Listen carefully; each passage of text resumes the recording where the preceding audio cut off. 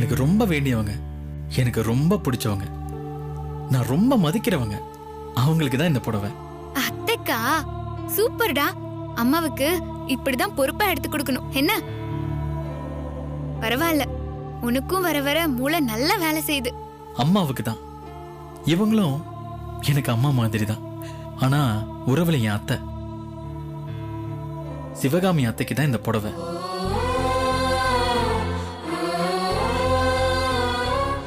நீ இதை அவங்க கிட்ட கொடுத்து நாளைக்கு வரலட்சுமி பூஜைக்கு கட்டிட்டு வர சொல்லு. இதை கட்டிட்டு வந்தாங்கன்னா நானும் ரொம்ப சந்தோஷப்படுவேன், எங்க அப்பாவும் ரொம்ப சந்தோஷப்படுவாரு. ஏய் துளசி, என்னாச்சு? ஏன் ஒரு மாதிரியா இருக்க? எதுவும் இல்ல. இத நீ அத்தை கிட்ட கொடுத்து கட்டிட்டு வர சொல்லுவேல? கண்டிப்பா சொல்றேன். ஆனா நீயே இதெல்லாம் பண்ற? நியாயமா நான் தான் வாங்கி தரணும். துளசி, உனக்கு உங்க அம்மா மேல இருக்கிற அன்பை விட எனக்கு எங்க அத்தை மேல இருக்கிற அன்பு அதிகம். அதுவும் எங்க அப்பாவுக்கு உயிரே அவங்க தான். என்ன, எங்க அம்மாவுக்கு மட்டும்தான் கொஞ்சமா பிடிக்காது. ஓ, கொஞ்சமாவா? அதை விடு, நீ தான் அத்தை கிட்ட கொடு. ரொம்ப தேங்க்ஸ் துளசி. எனக்கு இதை தவிர வேற என்ன சொல்றதுன்னே தெரியல. இப்ப எதுக்கு தேங்க்ஸ்? நான் சொன்னதை கேட்டு இதை நாளைக்கு அத்தை கட்டிட்டு வர சொல்லி சொல்றேன்னு சொன்னேல, அதுக்குதான். நீ எங்க அம்மா மேல இவ்ளோ பாசமா வாங்கி கொடுக்கும்போது நான் உனக்காக இது கூட பண்ண மாட்டேனா? சரி, அப்போ நான் கிளம்பவா? போ. தத்தி.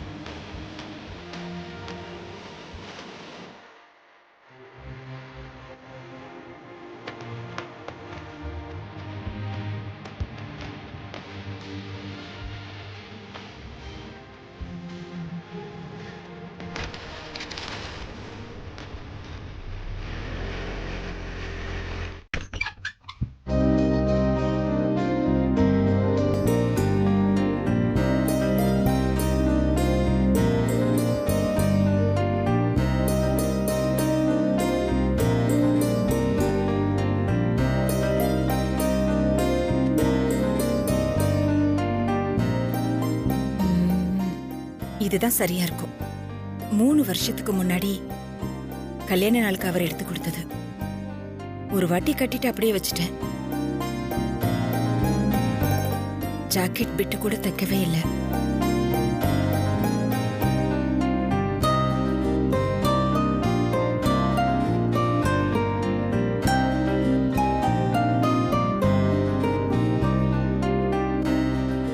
ரசதி, இந்த பிளவுஸ் தான் தைக்கணும்.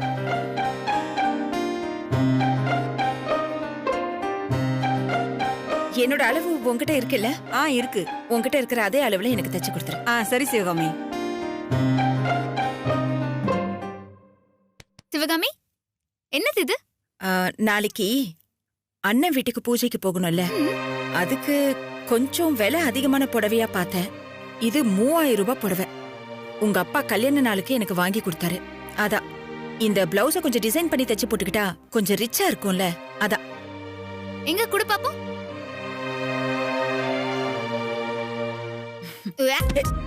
ஏய், என்னடி பண்ற நீ? உனக்கு எதுக்குமா அந்த புடவை? உன் ரேஞ்ச் என்ன? உன் ரேஞ்சுக்கெல்லாம் இந்த 3000 ரூபாய் புடவை கட்டலாமா? அப்புறம் 3000 ரூபாய்க்கு புடவை கட்டாம 30,000 ரூபாய்க்கு புடவை கட்ட முடியும்? அதுக்குள்ள வசதி வேணாமாடி? இப்ப என்ன, உனக்கு நாளைக்கு பூஜைக்கு போட காஸ்ட்லியா அழகா சூப்பரா ஒரு பட்டு புடவை வேணும், அவ்வளவுதானே? கண்ணு மூடு. ஏய், சும்மா எப்ப பாரு விளையாடிக்கிட்டு. கண்ணு மூடு சிவகாமி. உனக்கு கடவுள் கொடுப்பாரு. கொடுத்துற போறாரு. கண்டிப்பா கொடுப்பாரு. இன்னைக்கு அவரு நல்ல மூட்ல இருக்காரு. நீ கண்ணு மூடு. ஐயோ, இவ ஒருத்திப்பா. மூடுறேன். கைய நீட்டு. ஐயோ, 2 கையும் நீட்டு.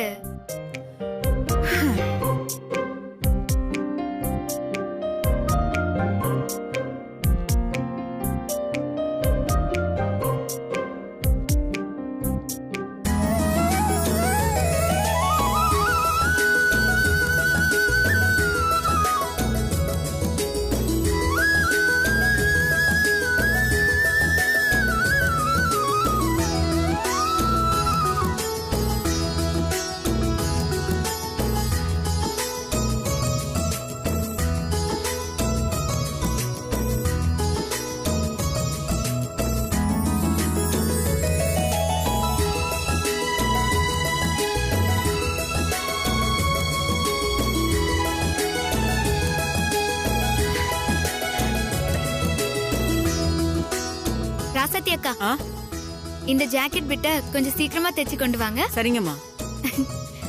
நான் வர சிவகாமி. ஏய் துளசி, ஏதடி இந்த புடவை? வர வழியில கீழே கிடந்துச்சு.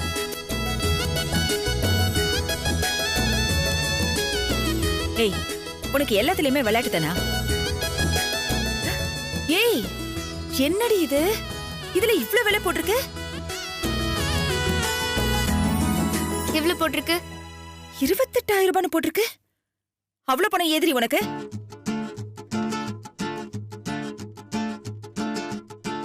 சொல்லுடி, இவ்ளோ பணம் எங்க இருந்து வந்துச்சு உனக்கு? எப்படி இந்த புடவை வாங்கின? யாரு வாங்கினா? கடையில எல்லாரும் அந்த பக்கம் திரும்பின உடனே நான் இந்த பக்கம் தூக்கிட்டு வந்துட்டேன். துளசி, விளையாடாத. புடவை வாங்க உனக்கு பணம் எது? ஐயோ, ஏட்டு வேற வந்துட்டாரா? அப்போ என்கொயரி கமிஷனை போட்டு துவைக்க ஆரம்பிச்சிருவீங்களே. ஏய், மரியாதையா சொல்லுடி. அதெல்லாம் உனக்கு எதுக்கு? புடவை நல்லா இருக்குல்ல, சும்மா காஸ்ட்லியா கட்டினா கெத்தா இருக்கும்ல. அப்புறம் என்ன, சந்தோஷமா போய் வேற வேலைய பாரு. துளசி, நான் சீரியஸா கேக்குறேன். உனக்கு ஏது இவ்வளவு பணம்? நீங்க எவ்ளோ பெரிய ஹெட் கான்ஸ்டபிள், அதான். என் அப்பா போலீஸா இருக்காரு, ஒழுங்கா இந்த புடவைய கொடுங்கன்னு உங்க பேரு சொல்லி மிரட்டின. கடைக்கார பயந்து போய் கொடுத்துட்டான். இப்ப எதுக்கு உங்களுக்கு இதெல்லாம்? எது? என் பேரை சொல்லி மிரட்டி வாங்கியிருக்க இல்ல? என் பேருக்கு அவ்வளவு மரியாதையெல்லாம் கிடையாது. துரத்தி தான் அடிப்பான். பரவாயில்லையே பார்த்திபா, உன்னை பத்தி நீ நல்லாவே தெரிஞ்சு வச்சிருக்க. துளசி, விளையாடாம இந்த புடவைய நீ எப்படி வாங்கின? முதல்ல அத சொல்லுடி. ஐயோ, விட மாட்டீங்க போல. சரி சரி, நான் உண்மையை சொல்லிடுறேன். அது நான் பஸ்ல போகும்போது பிக் பாக்கெட் அடிச்சேன். அதுல வந்த பணத்துல உனக்கு புடவை வாங்கி கொடுத்தேன். போதுமா? இப்ப மரியாதையா நீ இந்த புடவையை எப்படி வாங்கினன்னு சொல்லல, புடவையை தூக்கி தூர போட்டுருவேன். போட்டுவா. என்ன மிரட்டுறியா? போடு. போட்டா எனக்கு ஒண்ணும் வருத்தம் இல்ல. அது ஆசையா வாங்கினால அவன் தான் வருத்தப்படுவான்.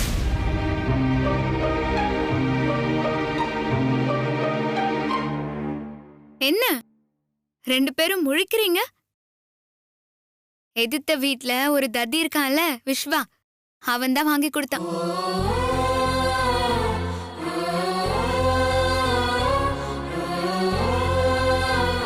யாரு? விஸ்வாவை வாங்கி கொடுத்தான்? ஆமா, அவன்தான். மாமா உனக்கு புடவை வாங்கி கொடுக்க சொல்லிருப்பாரு போல. அதான் அந்த தத்தி கடைக்கடையா ஏறி இறங்கி உனக்குன்னு பார்த்து பார்த்து இந்த புடவைய செலக்ட் பண்ணிருக்கான்.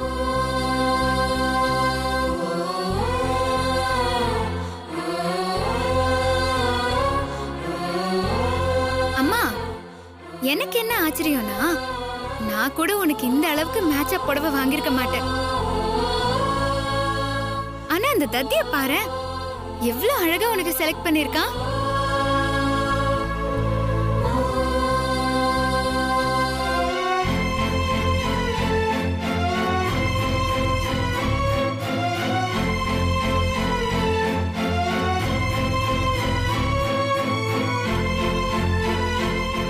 என்ன சிவகாமி, பிறந்த வீட்ல இருந்து பட்டு புடவை வந்திருக்கேன்னு சென்டிமெண்டா கண்ணெல்லாம் கலங்குது. உங்களை நான் அம்மானு கூப்பிடலாமா?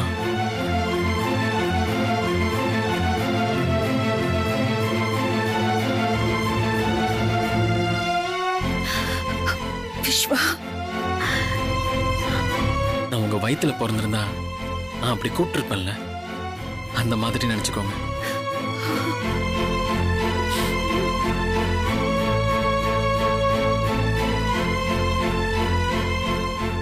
அம்மா,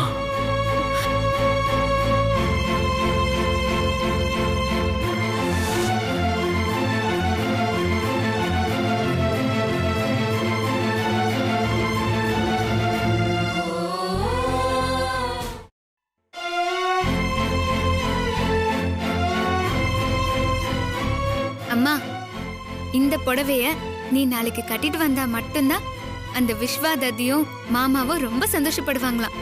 சொல்ல சொன்னா. நடுவுல என்ன கொரியர் பாய் மாதிரி யூஸ் பண்ணிக்கிட்டீங்க. எப்படியோ நீ ஹாப்பி இல்ல, எனக்கு அது போதும்.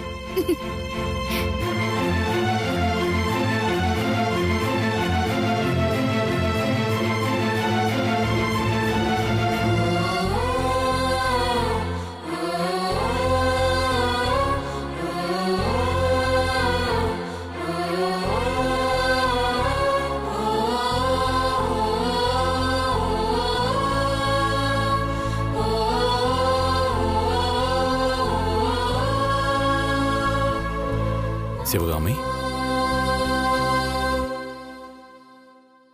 ஏங்க, என் புள்ள எனக்கு முத தடவையா புடவை வாங்கி கொடுத்திருக்காங்க பாருங்க. நம்ம பிள்ளைக்கு நம்ம மேல பாசம் இருக்குதான் செய்யுது. தொப்புள் கொடி உறவு அவ்வளவு சீக்கிரம் விட்டு போகாது சிவகாமி. தான் ஆடாட்டாலும் தான் தசையாடுன்னு சொல்லுவாங்க. உன் உசுர்ல சுமந்த புள்ள அது அவ்வளவு சீக்கிரம் மறந்துடுவானா? ஏதோ ஒண்ணு அவனை உன் பக்கம் இழுத்துட்டு தான் இருக்கு. ஆமாங்க,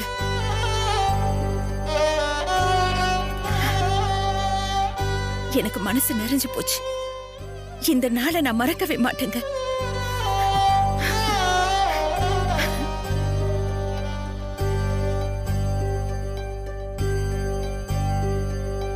சிவகாமி,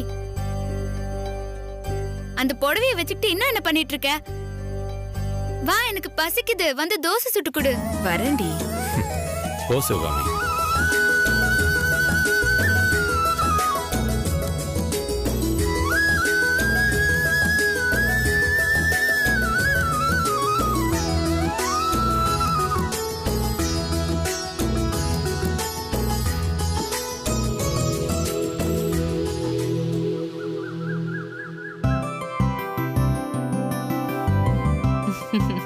என்ன எல்லாரும் ரெடி ஆயிட்டீங்கல்ல?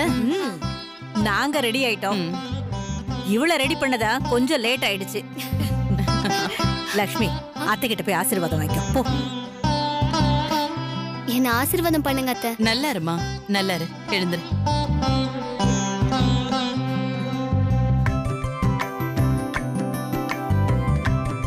அத்தை, இந்த ட்ரெஸ்ல நான் எப்படி இருக்கேன்?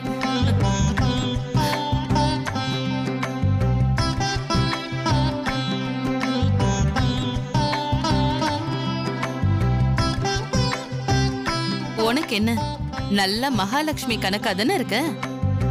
மகாலட்சுமியா? அது யாரு? எனக்கு முன்னாடி விஸ்வா மாமாவுக்கு பொண்ணுகின்னு ஏதாவது பாத்தீங்களா?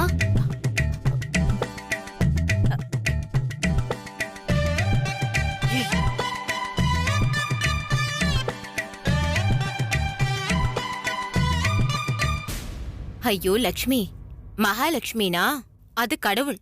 நீ பாக்க அந்த கடவுள் மகாலட்சுமி மாதிரியே அழகா இருக்கேன்னு உங்க அத்தை சொல்றாங்க. ஓ அப்படியா? அத தெளிவா சொன்னாதானே தெரியும். நான் மகாலட்சுமின்னு சொன்ன உடனே ஏதோ வேற பொண்ணுன்னு நினைச்சிட்டேன். பைரவி, அவ சின்ன பொண்ணுல விவரம் பத்தல, அதான். விவரம் பத்தலையா? என்ன சித்தி இப்படி சொல்றீங்க? இவளுக்காக தானே இந்த பூஜையை நான் பண்றேன். அது சரி, சாமி பிரசாதம் எல்லாம் கரெக்டா பண்ணிடுவால? பிரசாதமா?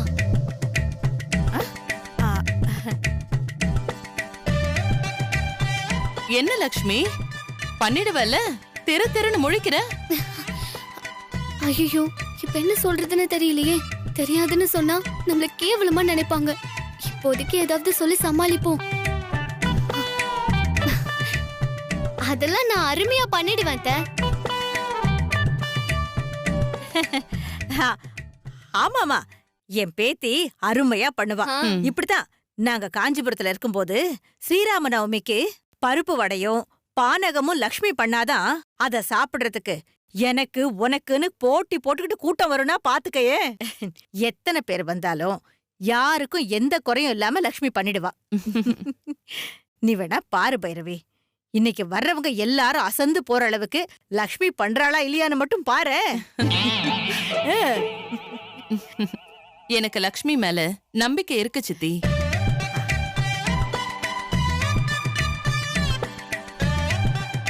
ஐயோ, இந்த கிழவி வேற நம்மள ஏத்தி விடுதே.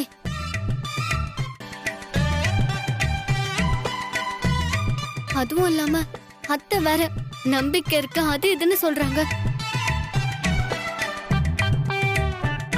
ஆனா என்னோட நிலைமை எனக்கு மட்டும்தான் தெரியும். ஐயோ, இப்ப இவங்களை நான் எப்படி சமாளிக்க போறேன்னு தெரியலையே. சரி, எல்லாமே யூடியூப்ல இருக்கும், அதை பார்த்து ஏதாவது பண்ண வேண்டியதுதான். இல்லனா என்ன, இந்த கிழவி இருக்கா, அவளை வச்சு பண்ணிட்டா போச்சு. பாட்டி வாங்க, பூஜைக்கு வரவங்க எல்லாருக்கும் நம்ம பிரசாதம் பண்ணணும்ல, வாங்க. லக்ஷ்மி, உங்க பாட்டிக்கு வேற வேலை இருக்கு, அதுக்கே உங்களுக்கு நேரம் சரியா இருக்கும். நீ பண்ணு போ. அப்படியா? சரி, நானே பண்ணிடுவேன். என்ன, பாட்டி கொஞ்சம் கூடமாடா உதவி பண்ணா சீக்கிரம் முடிஞ்சிரும், அதான் பார்த்தேன். லக்ஷ்மி, இப்ப உடனே பண்ணணும்னு அவசரம் ஒண்ணும் இல்ல. பூஜை எல்லாம் ஆரம்பிச்சு கொஞ்ச நேரம் கழிச்சு அப்புறம் கூட பண்ணலாம். சரிங்க அத்தை. சரி சரி, நீங்க எல்லாரும் போய் பூஜைக்கு தேவையான ஏற்பாடெல்லாம் பாருங்க. அத்தை, நான் இருக்கேன், நீங்க எதுக்கும் கவலைப்படாதீங்க. இது நான் வாழ போற வீடு, அதனால நீங்க கவலையே படாதீங்க. எல்லா ஏற்பாட்டையும் நானே பார்த்து பண்றேன், நீங்க ஹாயா இருங்க, அது போதும் எனக்கு. சரி வாங்க வாங்க பாட்டி.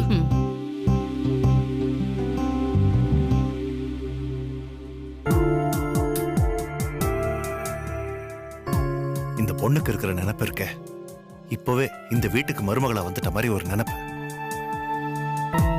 துளசிக்கு கால் தூசி பெறமாட்டா இவ. இப்போ என்ன சொன்னீங்க? நான் எதுவும் சொல்லியே. நீங்க ஏதோ சொன்னீங்க, ஆனா அது என்னன்னு தான் எனக்கு தெளிவா கேட்கல. ஓ அதுவா, நீ இப்பெல்லாம் வர வர என்ன கண்டுக்கவே மாட்டேங்கிற. எப்ப பாரு அவங்க கூடவே இருக்கேன்னு சொல்லி புலம்பிட்டு இருந்தேன். அப்படியெல்லாம் இல்லைங்க, நான் ரெடியாகி வரும்போது நீங்க குளிச்சிட்டு இருந்தீங்க, அதான் சரின்னு விட்டுட்டு வந்துட்டேன். சரி பரவாயில்ல பைரவி. ஆமா பைரவி, எனக்கு ஒரு டவுட். என்ன டவுட்? வரலட்சுமி பூஜைங்கிறது கல்யாணம் ஆனவங்களை வச்சு தானே பண்ணுவாங்க, ஆனா நீ என்னடானா எல்லா வேலையும் லட்சுமியை வச்சே பண்ணிட்டு இருக்க. எனக்கு அதுதான் ஏன்னு புரியல. நான் கேள்விப்பட்ட வரைக்கும் கல்யாணம் ஆன சுமங்கலிங்க தான் இதை முன்னாடி நின்று பண்ணுவாங்க. அப்படியெல்லாம் இல்லைங்க, கல்யாணம் ஆனவங்க ஆகாதவங்கன்னு யார் வேணும்னாலும் இதுல கலந்துக்கலாம். கல்யாணம் ஆனவங்க தான் புருஷன் நல்லா இருக்கணும்னு வேண்டிப்பாங்க. ஆகாதவங்க தனக்கு வரப்போற புருஷன் நல்லவனா வரணும், நல்லா இருக்கணும்னு வேண்டிப்பாங்க. சரி சரி, நீ சொன்னா சரியா தான் இருக்கும். ஆனா இவ்ளோ பெரிய ஹால் வீட்டுக்குள்ள இருக்கும்போது நீ எதுக்கு தேவையில்லாம லான்ல வச்சிருக்க? இப்ப எதுக்கு இவ்ளோ கேள்வி கேட்டுட்டு இருக்கீங்க?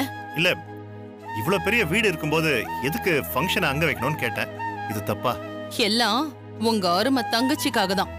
என்ன சொல்ற? ஷோ சாமி, இந்த ஃபங்க்ஷனுக்கு என்னோட நாத்தனார நான் கூப்பிட்டிருக்கேன். அவங்க இந்த வீட்டுக்குள்ள வரமாட்டாங்க. அதான் லான்ல வச்சிருக்கேன். போதுமா? உண்மையாவா சொல்ற? நீ போய் சிவகாமியை கூப்பிட்டியா? ஆமா, பின்ன இவ்வளவு பக்கத்துல இருந்துகிட்டு அவங்கள கூப்பிடாம போனேன்னா எல்லாரும் என்னதானே கேவலமா பேசுவாங்க. அதான் கூப்பிட்டிருக்கேன். என்னால அன்னைக்கு பண்ணி கொடுத்த சத்தியத்தை மீற முடியாதுன்னு. அவ வீட்ல இல்ல சிவகாமி. இருந்தாலும் இல்லைனாலும் நான் வரமாட்டேனே.